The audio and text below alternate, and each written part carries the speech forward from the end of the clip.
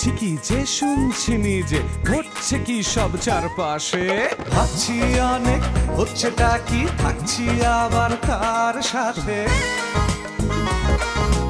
এইটা ভালো ওইটা মানা, কারণ কি ভাই? তা না না না, চলছে আজও চলবে কাল, এসবই টক মিষ্টি ঝাল। প্রিয় দর্শক, টক মিষ্টি ঝাল এই অনুষ্ঠানে নিয়মিত আমরা বিভিন্ন রকম মজা করে থাকি, ফান করি, এটা ওটা বলি, কিন্তু আজকে কোনো মজা করব না। আপনাদের কিছু ভালো ভালো পরামর্শ দিব যেটা আপনার ব্যক্তিগত জীবনে আপনাদের কাজে লাগে। No fun. যদি ধরেন আপনার সন্তান ঠিকমতো পড়াশোনা না করে, ভালো রেজাল্ট না করে, তাহলে কি করবেন? তাকে গুড়া মাছ খাওয়াবে, ছোট ছোট মাছ। এই মাছ খেলে কি আপনার সন্তানের মেধা বৃদ্ধি হবে? না, তার চোখের জ্যোতি অনেক ভালো হবে। সে পরীক্ষার হলে দূরে বসে থাকা ভালো ভালো ছাত্রছাত্রীরা যা যা লিখছে ও দূর থেকে দেখে সেগুলো লিখতে পারে, রেজাল্ট ভালো হয়। তারপর ধরেন আপনি আপনার ওয়াইফ নিয়ে পেরেশানিতে থাকেন, সে অসুস্থ হয়, ধরেন তার লো প্রেশার, ওষুধ খাইয়ে কাজ হচ্ছে না, মাঝে মাঝেই হয়, কিছু না, জাস্ট আপনি বলেন আপনি আরেকটা বিয়ে করতে চান, দেখবেন যে তার প্রেশার হাই হয়ে গেছে, ব্যালেন্স হয়ে যাবে। আর যদি আপনি সফল হতে চান তাহলে আপনাকে সফলদের সঙ্গেই ঘুরে বেড়াতে হবে। নিজেকে চিকন দেখাতে হলে মোটাদের সঙ্গে ঘুরতে হবে, নিজেকে বুদ্ধিমান দেখাতে হলে বোকাদের সাথে ঘুরলেই জাস্ট হবে। কিন্তু আপনি যদি সুরের জগতে হারিয়ে যেতে চান, এক্ষেত্রে কোনো বুদ্ধি কাজে দেবে না যদি না কোনো সুরের পাখির সান্নিধ্য আপনি না পান। প্রিয় দর্শক, সবাইকে আমন্ত্রণ আজকের টক মিষ্টি ঝালে। আজকে আমাদের অনুষ্ঠানের অতিথি জনপ্রিয় সঙ্গীত শিল্পী সুলতানা ইয়াসমিন লায়লা। Please welcome Sultana Yasmin Laila. চলে আসুন আমার দেশি আপু, প্লিজ। আপনি এসেছেন, খুবই ভালো লাগছে আমার। আমি একটু জানতে চাই আপনার লাইফ কেমন চলছে? টক মিষ্টি নাকি ঝাল? তিন রকম। কখন টক, কখন মিষ্টি, কখন ঝাল? জীবন তো জীবনের গতিতে চলে, জি, যে কোনো সময় জীবনের পরিবর্তন আসে, তাই টক মিষ্টি ঝাল মিলেই তো জীবন। আলাদা করে বলা মুশকিল যে কোন সময়। আপনার মনে হয় যে কোন গুণে আপনি এই বর্তমান অবস্থায় এত মানুষের ভালোবাসায় সিক্ত হয়েছেন? কিছু জিনিস আমাদের অনেক আগে থেকে আল্লাহ পাক নির্ধারণ করে রাখে যে তুমি পৃথিবীতে গিয়ে কি হবে। ভাগ্যটাকে আমি সব থেকে বেশি মার্ক দিব এখানে। আমার ভাগ্য, কিন্তু সেই সাথে আপনার চেষ্টা। আমার বাবা নিজেই একজন শিল্পী, হ্যাঁ জানি। উনি হাড়িতে ভাত না থাকলেও দোতারা কাঁধে নিয়ে উনি বছরের পর বছর উনি গান নিয়ে পাগল হয়েছিলেন। কোথাও কোনো টাকা পয়সার লোভে না, আত্মার খোরাকের জন্য। শুধু ওই যে এক প্লেট খিচুড়ি দিত, ওটাকে সারা রাত উনি গান করতেন। ফিরে এসে দেখতেন যে তার বউ বাচ্চারা না খেয়ে আছে, তাতেও তার কোনো ধরনের কোনো হেলদোল নাই, তিনি শুধু গান গাইবেন। আমার মনে হয় যে আমার আব্বার ফলশ্রুতিতে আমার এখানে আসা, কারণ আব্বা চেয়েছিল যে আমি মারা গেলে যেন আমার এই ধারাটাকে আমার সন্তান বয়ে নিয়ে যেতে পারে। তো সেখান থেকে আব্বার ইচ্ছাতে। আপনি ছাড়া আপনার আর কয় ভাই বোন? আমি ছাড়া আমার বড় বোন আছে। একটা শিল্পী সুন্দর গলার পাশাপাশি আর কি কি তার গুণ জানতে হয়, মানে আর কি কি থাকতে হয়? ইদানিং অনেকেই আমাদেরকে ফেসবুকে নক করে যে অল্প সময়ে কি করে ভালো শিল্পী হওয়া যায়। আচ্ছা, কমন একটা ব্যাপার। গান শেখার জন্য আমরা ক্লাসিক্যাল গানের জন্য ওস্তাদ থাকে, গুরু থাকে, তারা ক্লাসিক্যাল ভাবে শেখায়। ফোক গানের জন্য এটার শেখার ধারা কি? যে বিষয়বস্তুটা প্রধান সেটা হচ্ছে ভাব প্রধান গান হচ্ছে লোকসঙ্গীত। গলায় যতই কারুকাজ গহনা অ্যাড করেন না কেন, ভাবটা আপনাকে থাকতে হবে, যেটাকে আমরা বলি মায়া, এক কথায় সহজ ভাষায়, যে এত দরদ তোমার গলায়, এত মায়া তোমার গলায়, এইটা লোকসঙ্গীতের জন্য সব থেকে বড় বিষয়। আর কাজ যেটুকু সেটুকু আসলে আমি শিখলাম ওস্তাদের কাছে, কিন্তু সেটা আমি বাসায় বসে কোনো প্র্যাকটিস করলাম না, সেটা হবে না। আমি যতটুকুই জানি না কেন, কম জানি, কিন্তু সেটাকে আমার সাধনার মধ্যে রাখতে হবে, তবেই সঠিক পথে যাওয়া যাবে। এমন অনেক গান করেছেন, অনেক সাধনা করে, অনেক পরিশ্রম করে, তার ফিডব্যাক এসেছে কম। আবার অনেক গান আছে যেটা আপনি এত এক্সপেক্ট করেননি, কিন্তু এর চেয়ে অনেক বেশি ফলাফল এসেছে। এরকম আমার মনে হয় প্রত্যেকটা শিল্পীর জীবনের কাহিনী এটা ঘটে।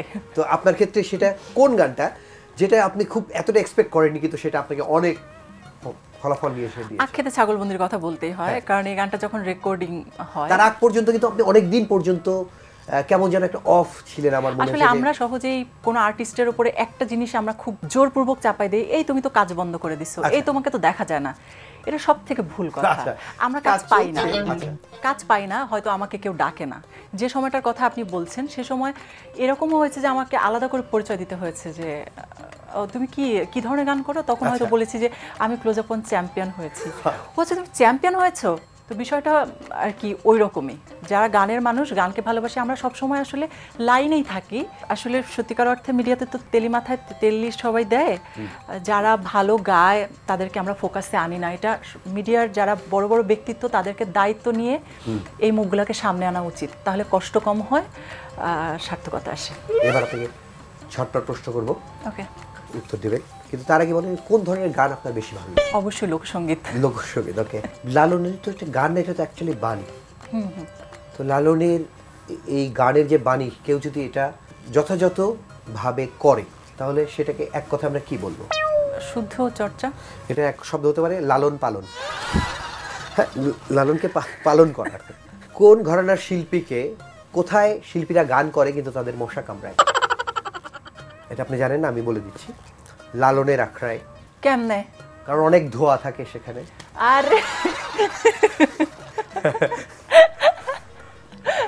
আপনার গান যদি কোনো খাবার হয়, মানে গানকে আমি যদি খাবার ধরি, তাহলে আপনি এই গানটা মানে কি ধরনের খাবার হবে? টক, মিষ্টি নাকি ঝাল?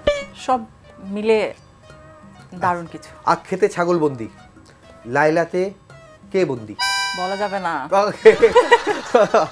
বলা যাবে না। আচ্ছা, গানের বাইরে যদি আপনি আরেকটা ক্যারিয়ার বেছে নিতেন তাহলে সেটাকে, তাহলে কি হতেন সেটা? শিক্ষিকা, শেফ, নায়িকা, মানে কি হতেন? আর কি মানে বিকল্প কি? হইতাম না, বিকল্প কিছুই না। আমি ভলিবল খেলোয়াড় হতে পারতেন। আমি যখন ইন্টারে পড়ি, আমাদের এক স্যার এসে, আমাদের বাংলা স্যার এসে জিজ্ঞেস করছিলেন যে কে কি হবে। তো সবাই সবার মতো, কেউ ইঞ্জিনিয়ার, কেউ ডাক্তার, সবকিছু বলছিল। আমাকে যখন বলা হয়েছে, আমি উঠে বলেছি আমি শিল্পী হতে চাই, ভালো একজন শিল্পী হতে চাই। এবং সেটাতে স্যার খুব অ্যাপ্রিসিয়েট করেছিলেন যে হ্যাঁ, এখানে যে যতই বলেছো ওরটা সঠিক আছে, কারণ ও তখন আমি টুকটাক গান গাই এবং আজকে আমি এখানে দাঁড়িয়ে আছি, আলহামদুলিল্লাহ। কোন জিনিস হচ্ছে চোখ বন্ধ করে আপনি সহজে পাবেন আর চোখ খুললে সেটা কিছুটা হলেও হারিয়ে যায়? না, এটার সাথে চোখ খোলা টোলা কোনো মিল নেই। চোখ খোলার সাথে কোনো মিল নেই। অনেকে চোখ বন্ধ করে গায়, কারণ বললে আবেগ বেশি আসে। সবসময় ঠিক না, আবেগ হচ্ছে আলাদা ব্যাপার। এটার জন্য আমার আব্বা আমাকে মায়ের দিচ্ছে অনেকবার। এমন হয়েছে দোতারা দিয়ে মাথার উপরে তুলছে, মেরেই ফেলবো তোকে। মানে এই গানটাতে কেঁদে কেঁদে এই গানটা গাইতে হবে, এই গানের ফিলটা এরকম। হ্যাঁ, এরকম ঘটেছে বহুবার। ওকে, তো আপনি আমাদের এখানে আসছেন, সখী গো আমার মন ভালো না। আপনি যখন মন ভালো না বলেন, দর্শকদের মন ভালো হয়ে যায়। এর রহস্য কি? আসলে এটা আমি জানি না। মানে এটা কেমন লাগে আপনি যখন বলছেন সখী গো আমার মন ভালো না, দর্শক চিৎকার দিয়ে উঠছে, তাদের সবার মন ভালো? তখন আমি অবশ্য লাইনটা চেঞ্জ করে গাই, সেটা হচ্ছে যে সখী গো ওহো আমার মন ভালো আছে, এটা বলি। তারপর লাইন কি বলবেন? কারণ শ্রোতারা যখন মানে আমার মন ভালো না গাওয়ার পর যখন এত আনন্দ করে, সত্যি সত্যি আমার মন ভালো হয়ে যায়, তখন আর আমার মন ওই লাইনটা আর গাইতে ইচ্ছে করে না। আপনি এই লাইন বলার পরে এই গানের বাকিটুকু না শুনলে আরেকটু। যেই নারী গোসল কইরা চুল দিহিল ঝাড়া, আরে যেই নারী গোসল কইরা চুল দিহিল ঝাড়া, এক জামাই থাকতে তাহার হাজার জামাই খাড়া, সখী গো ওহো আমার মন ভালা না, সখী গো হো আমার মন ভালা না। মানে কি মিষ্টি কণ্ঠ, মানে নাটোরের মাটিতে যে একটা জাদু আছে, এটা মানে আবারও প্রমাণিত। না না না, এই যে প্রমাণিত, সেটাই প্রমাণিত, এটাই ঠিক। আমি আপনার প্রশংসা করবো, আপনি আমার। ওকে, আপনার মিষ্টি কণ্ঠ, এই কারণে আপনাকে মিষ্টি খাওয়াবো। মিষ্টি পছন্দ আপনার? খুব বেশি একটা না, তবে নাটোরের কাঁচাগোল্লা হলে তো হবে। হ্যাঁ হ্যাঁ। ওকে, প্রিয় দর্শক, মিষ্টি খাওয়াবো আমাদের অতিথিকে, সেই সাথে আপনাদেরকে খাওয়াবো আমাদের নাটোরের কাঁচাগোল্লা। দেখবার জন্য অপেক্ষা করুন, ছোট্ট বিরতির পর ফিরে আসছি। টক মিষ্টি ঝাল, টক মিষ্টি ঝাল। প্রিয় দর্শক, বিরতির পরে ফিরে আসলাম টক মিষ্টি ঝালে। আজকে আমাদের অতিথি জনপ্রিয় সঙ্গীত শিল্পী সুলতানা ইয়াসমিন লায়লা। তার সঙ্গে কথা বলছিলাম, কিন্তু তার সেই পরিচয়টা আবার বলা হয়নি। তিনি একটি রিয়েলিটি শোতে চ্যাম্পিয়ন হয়েছিলেন, আমি একটা শোয়ে চ্যাম্পিয়ন হয়েছিলাম, এবং আমরা চ্যাম্পিয়ন নিয়ে একটা পর্ব করেছিলাম। হ্যাঁ, একজন বাকি, তিনজন। আমি একটু বলি, আমি একবার একটা দৌড় প্রতিযোগিতায় চ্যাম্পিয়ন হয়ে আমি কিন্তু একটা ফোন পেয়েছিলাম, আইফোন। আচ্ছা, তো আমি হয়েছিলাম ফার্স্ট, সেকেন্ড হয়েছিল পুলিশ, আর থার্ড যে হয়েছিল দৌড়ে সে হচ্ছে দোকানের মালিক।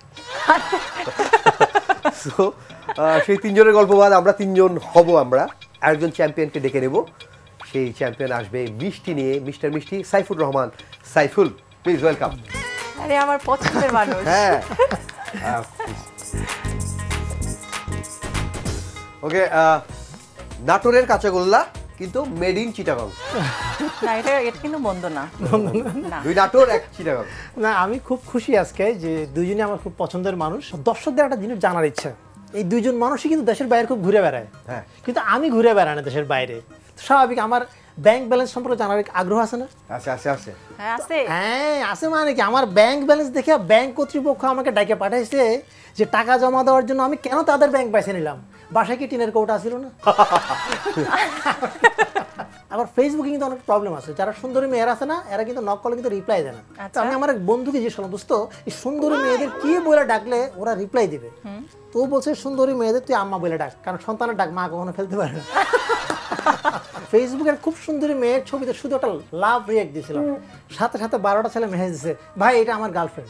12 জন এরা বলছে গার্লফ্রেন্ড। আবার আমার জন্য যে বাবা যে পাত্রী দেখতে যায় না তাও কিন্তু না, আমার বাবা একটা পাত্রী দেখতে গেছিল, তো পাত্রীর বাবাকে বলছিল মেয়ে পর্দা করে, তো মেয়ের বাবা বলছে পর্দা করে মানে মেয়ের 9টা ফেসবুক আইডি সবগুলি প্রোফাইল লক করা। আবার আপনার কিন্তু ভিডিওর কিন্তু হিউজ ভিউ, মিলিয়ন ভিউ। তো মাঝে মাঝে আমি আবার কষ্টের গান শোনার জন্য ইউটিউবে ঢুকি, মাঝে মাঝে দেখি আমার কষ্ট শেষ হয়ে যায় কিন্তু ইউটিউবের অ্যাড শেষ হয় না। ওরে বাবা। তো এই জন্য এই জন্য ইউটিউব কর্তৃপক্ষের কাছে আমাদের আবেদন থাকবে যে কষ্টের গানে দয়া করে অ্যাড দিয়েন না, কারণ কান্না করতে অসুবিধা হয়। আমাদের দেশে কিন্তু একটা গবেষণা করে দেখা গেছে যে 90% স্বামী স্ত্রীর মধ্যে মতের মিল থাকে না, তারপরেও আমাদের দেশের জনসংখ্যা 19 কোটি। যদি মিল থাকতো তাহলে কি অবস্থা হতো? বিয়ে করলো কি অশান্তি চিন্তা করেন।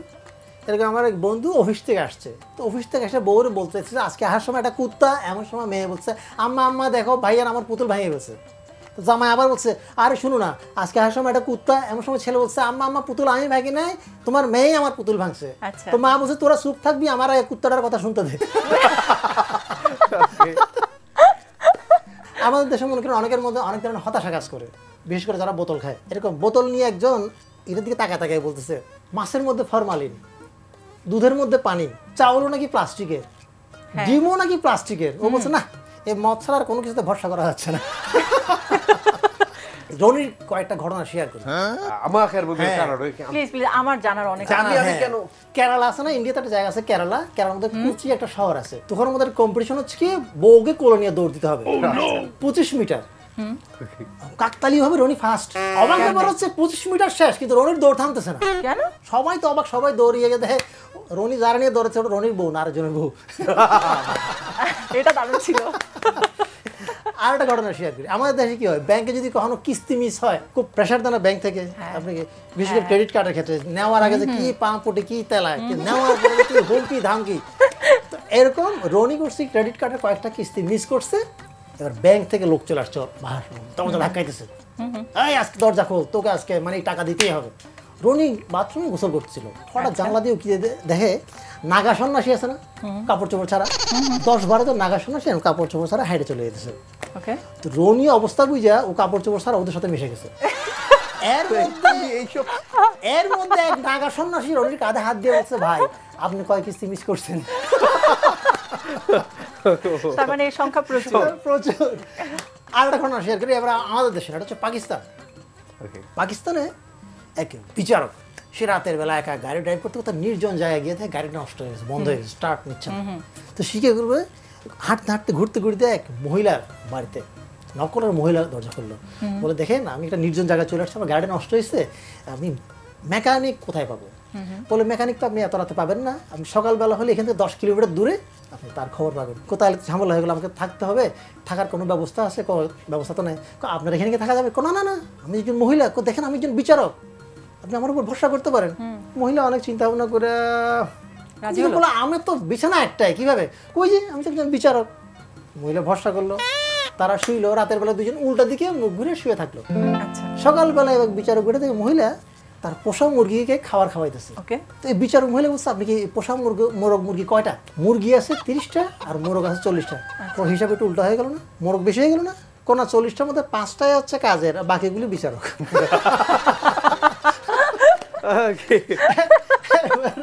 আমাদের সাইফুল ভাই খুব মানে অভিজ্ঞ মানুষ, তার অনেক অভিজ্ঞতা।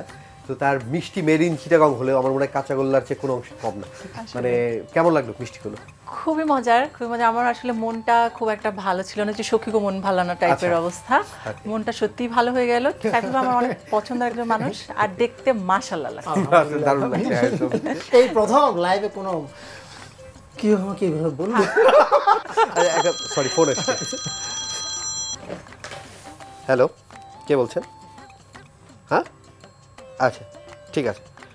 আচ্ছা আমি জিজ্ঞেস করি, সাইফুল ভাই, এক মেয়ে ফোন দিয়েছে, তার রিসেন্ট বিয়ে হয়েছে, বললো যে সাইফুল ভাইয়ের কন্টেন্ট শুনে তার খুব হাসি পেয়েছে। সে বলছে যে সে তার সবচেয়ে ভালো যে ভদ্র বন্ধুকে বিয়ে করেছে, কিন্তু বিয়ের পর নাকি সেই বন্ধুটা তার দিকে বদ নজরে থাকে। কি করবে সে? এই জন্য আমি একটা টিপস দিয়ে দিই। বলেন। ছেলেরা মেয়েদের কই তাকায়, একটা ছেলে একটা মেয়ের পা থেকে মাথা পর্যন্ত তাকায়। তাহলে প্রশ্ন আসতে পারে, মেয়েরা ছেলেদের কই তাকায়? মেয়েরা তাকায়, ছেলেদের চোখ কই কই যায় ওই দিকে। তাহলে বুঝবে কি করে? ওকে, প্রিয় দর্শক, এই মিষ্টি আমার তো দারুণ লেগেছে, আমাদের অতিথিরও দারুণ লেগেছে, তার মন ভালো হয়ে গেছে। আমি জানি দর্শক আপনাদেরও মন ভালো হয়েছে। প্রিয় দর্শক, বিরতির পরে ঝাল নিয়ে ফিরবো, আমাদের সঙ্গেই থাকুন। টক মিষ্টি ঝাল, টক মিষ্টি ঝাল। প্রিয় দর্শক, বিরতির পরে ফিরে আসলাম, দেখছেন টক মিষ্টি ঝাল। আজকে আমাদের অতিথি জনপ্রিয় সঙ্গীত শিল্পী সুলতানা ইয়াসমিন লায়লা, আমার খুব প্রিয় একজন মানুষ এবং শিল্পী। আপনি আমাদের অনুষ্ঠানে আসবেন, এটা আমরা ফেসবুক, টুইটার, ইনস্টাগ্রাম, আমাদের গ্রামে প্রচার করেছিলাম যে আজকে লায়লা আসবে। তো অনেকে প্রশ্ন পাঠিয়েছে, তো সেখান থেকে প্রশ্ন, হ্যাঁ আপনার জন্য। পরীক্ষার প্রশ্ন হাতে পেলে কনফিডেন্ট বাড়তো? আমি প্রথমে শুরু থেকে পড়তে থাকতাম যে আমি কি কি পারবো, যেগুলো পারবো সেগুলো আগে লিখতে থাকি। সিংড়া নাটোর থেকে কামরুল হুদা, উনি প্রশ্ন করেছেন যে আপনি আমাদের নাটোরের গর্ব, আমাদের খুব প্রিয় একজন সঙ্গীত শিল্পী, আপনাকে অনেক ভোট করেছিলাম। আচ্ছা, আপনার কাছে আমার জানার ইচ্ছা, যখন এলাকা থেকে কখনো ফোন যায় যে আমাদের এলাকায় একটা অনুষ্ঠান হবে, হ্যাঁ, এবং সেই অনুষ্ঠানে আপনাকে সংবর্ধনা দেওয়া হবে বা এরকম হবে, অন্য এলাকার অনুষ্ঠান হলে কি রিয়াকশন হয়, আর আমাদের এলাকা থেকে ফোন গেলে আপনার রিয়াকশন বা আপনার অনুভূতি কতটুকু পার্থক্য হয় সেটাই জানতে চাই। অন্যের হাতের রান্না আর মায়ের হাতের রান্নার মধ্যে নিশ্চয়ই পার্থক্য আছে। আমার কাছে ঠিক অন্য এলাকার অনুষ্ঠান এবং আমার নিজের এলাকার অনুষ্ঠানের মধ্যে অনেক তফাৎ আছে। মনে হয় যে এই তো আমার নিজের এলাকায় যাচ্ছি, তারা ভোটও করেছে, আবার এখন তারা আমাকে চাচ্ছে, এটা অন্যরকম অনুভূতি। এটা সত্যি ওই মায়ের মতো বলে বোঝাতে পারবো না। হালুয়াঘাট ময়মনসিংহ থেকে ফজলু বয়াতি প্রশ্ন করেছেন, আপনার একটি ফোক গান নিয়ে অনেক তর্ক বিতর্ক সৃষ্টি হয়েছিল এবং সেটা নিয়ে গানের কথা, লাইন, সবকিছু নিয়ে অনেক বিতর্ক হয়েছিল। আপনি উত্তর দিয়েছিলেন, সেই গানের শিল্পীও বিতর্ক দিয়েছেন, কিন্তু সেই গানটির মধ্যে দিয়ে আপনি আরো অনেক জনপ্রিয় হয়েছেন। তো সেই সময়টা কিভাবে কাটিয়ে উঠেছেন একটু বলবেন? যিনি আমার তরফে এটা কথা তুলেছিলেন যে গানের লাইন আমি ভুল করেছি, প্রথমত বলি যে গানটা তার না, কারণ উনি প্রমাণ করতে পারেন নাই যে উনি এটার গীতিকার। আর যে গানটির মাধ্যমে আমাকে মাঠে ঘাটে অলিতে গলিতে শুধু লায়লা হিসেবে আমাকে চিনেছে, আমি নিশ্চয়ই চাইবো যে গান দিয়ে আমার এত বড় প্রাপ্তি, সেই গানের যিনি গীতিকার তিনি সামনে আসুক। এই গানের প্রায় 2-3 জন গীতিকার পেয়েছি, আমি কাউকেই ভোট করতে পারি নাই বা আমি জনসম্মুখে এসে বলতেও পারি না যে গানটা তার, কারণ তারা কেউই সঠিক প্রমাণ দিতে পারেনি। রংপুর সদর থেকে শায়লা শারমিন প্রশ্ন করেছেন, আপু লম্বা হলে অনেক সুবিধা পাওয়া যায়, কিন্তু 2-1টা অসুবিধা আছে। আমি আর আপনি মোটামুটি সেম হাইটের হব, আমার বর্তমানে সবচেয়ে বড় সমস্যা আমার জন্য পাত্র খুঁজে পাওয়া যাচ্ছে না। আপনার কি সমস্যা? না, আমার মনের মানুষ একদম বেশি শর্ট না, আমার সমান সমানই হবে, আমার কাঁধে কাঁধ দিয়ে হাঁটতে পারি। ওকে, হ্যাঁ, লম্বা মেয়েদের একটু সমস্যা আছে, ভালো পাত্র পাওয়া গেলে হয়তো হাইটে মিলছে না, সেটা একটা বড় অসুবিধা। তবে আমি যতটুকু জানি যে লম্বা মেয়েদের বিয়ে অনেক বেশি আসে, যে আমরা লম্বা পাত্রী চাই। আর বাংলাদেশের প্রেক্ষাপটে লম্বা মেয়েরা খুব রেয়ার, কিন্তু এটার জন্য কিন্তু আপনাকে বেশি বেশি থ্যাঙ্কসফুল থাকতে হবে। আচ্ছা, ওকে। দিরাই মুন্সিগঞ্জ থেকে শিকদার আলিম প্রশ্ন করেছেন যে গানের রিয়েলিটি শোর মাধ্যমে আপনি সবার কাছে জনপ্রিয় হয়েছেন, চ্যাম্পিয়ন হয়েছেন, যদি এটা না হতো আপনার কি মনে হয় যে সেই রিয়েলিটি শোতে যদি আপনি অ্যাটেন্ড না করতেন, অন্য কোনোভাবে কি আপনি নিজের জায়গা করে নিতে পারতেন? ভাগ্য কিন্তু অনেক বড় পার্ট, আর তাছাড়া নিজে যদি অনুশীলন করে যেতে পারি তাহলে অবশ্যই সে জায়গায় আমি পৌঁছাবো, এটাই আমি বিশ্বাস করি, সেটাই হয়েছে। রহমতপুর বরিশাল থেকে সর্দার লিটন প্রশ্ন করেছেন যে গানের জন্য আমি ঘর ছেড়েছি, বহু ওস্তাদের কাছে গিয়েছি, বহু জায়গায় গিয়েছি, কিন্তু এখনও আমি আমার সঠিক রাস্তা খুঁজে পাইনি। আমার মতো অনেক শিল্পী দেশের আনাচে কানাচে ঘুরছে, গান গাইছে, কখনো পরিবারের সহযোগিতা পেয়েছে, কখনো সহযোগিতা ছাড়া। এই যারা স্ট্রাগল করে ঘুরছে তাদের উদ্দেশ্যে যদি কিছু বলেন। প্রথমত পরিবারের সাপোর্টটা খুব বেশি জরুরি একজন শিল্পীর জন্য। পরিবারের বাইরে যাওয়ার কোনো দরকার নেই, তাদেরকে মানিয়ে বুঝিয়ে যদি রাজি করানো যায় তাহলে খুবই ভালো।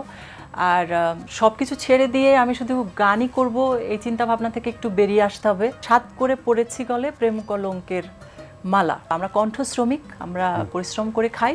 দেখা যায় 6 মাস আমরা খুব ভালো চলতেছি, বাকি 5 মাস আমাদের ইনকাম নাই। এই জন্য পাশাপাশি কিছু না কিছু থাকা দরকার। আর যারা প্রতিভা আছে, রাস্তা খুঁজে পাচ্ছে না, আমি তাদেরকে ডেফিনেটলি বলবো আপনারা ডিরেক্ট ফেসবুকে পেজ খুলে বসে যান। সেখানে কারো পাও ধরতে হবে না, কোথাও গিয়ে আপনাকে ছোটও হইতে হবে না। সেখানে কন্টিনিউ আপনারা গান আপলোড করতে থাকেন, কোনো না কোনো প্রোডিউসারের কাছে নিশ্চয়ই সেই ভিডিও পৌঁছাবে এবং তারাই আপনাকে কল করে ডাকবে। আপনার ফ্যান ফলোয়ার আজকে একেবারে বসে আছে যে কি কি ইনফরমেশন জানা যায় অনেক কিছু, তো তারাও দেখছে, তাদের উদ্দেশ্যে যদি ছোট্ট করে কিছু বলেন। লোকগানের জয় জয়কার বিভিন্ন স্টুডিও থেকে শুরু করে দেশের বাইরে এই জয় জয়কার চলতে থাকুক। লোকসঙ্গীতকে আপনারা যেভাবে ভালোবাসছেন, সব শ্রেণীর মানুষ, সব বয়সের মানুষ লোকসঙ্গীতকে যেভাবে আগলে রেখেছেন এভাবে আগলে রাখেন এবং আমাদের জন্য দোয়া করবেন, আমরা যেন এভাবেই লোকসঙ্গীতের ধারাবাহিকতাকে আমরা সামনের দিকে এগিয়ে নিয়ে যেতে পারি। ওকে, আপনাকে অনেক ধন্যবাদ, খুবই ভালো লাগলো। প্রিয় দর্শক, আপনাদেরকে ধন্যবাদ যারা আমাদের সঙ্গে ছিলেন, আছেন এবং ভবিষ্যতে হয়তো থাকবেন। আপনারা প্রাণ খুলে হাসুন, নিজের মতো করে বাঁচুন আর লোকসঙ্গীতের সঙ্গেই থাকুন, যেটা আমাদের প্রাণের সঙ্গে এক মিশে একেবারে একাকার। তো আমরা যাব, কিন্তু আপনার একটা গান শুনতে শুনতে আমরা আজকে বিদায় নেব। আমি যারে বাসি ভালো কাজলের চেয়েও কালো, আমি যারে বাসি ভালো কাজলের চেয়েও কালো, হয় না রে তার তুলনা। এত যে নিঠুর বন্ধু জানা ছিল না গো, এত যে নিঠুর বন্ধু জানা ছিল না। আরে বক সাদা দুধ সাদা, সাদা কাশফুল, কাশফুলের চেয়ে সাদা বলো তো কোন ফুল। আরে বক সাদা দুধ সাদা, সাদা কাশফুল, কাশফুলের চেয়ে সাদা বলো তো কোন ফুল। আমার বন্ধুর প্রেমের ফুল দাদা কাশফুলের চেয়েও সাদা, বন্ধুর প্রেমের ফুল দাদা কাশফুলের চেয়েও সাদা, কিন্তু আমার ভাগ্যে হলো না। এত যে নিঠুর বন্ধু জানা ছিল না গো, এত যে নিঠুর বন্ধু জানা ছিল না।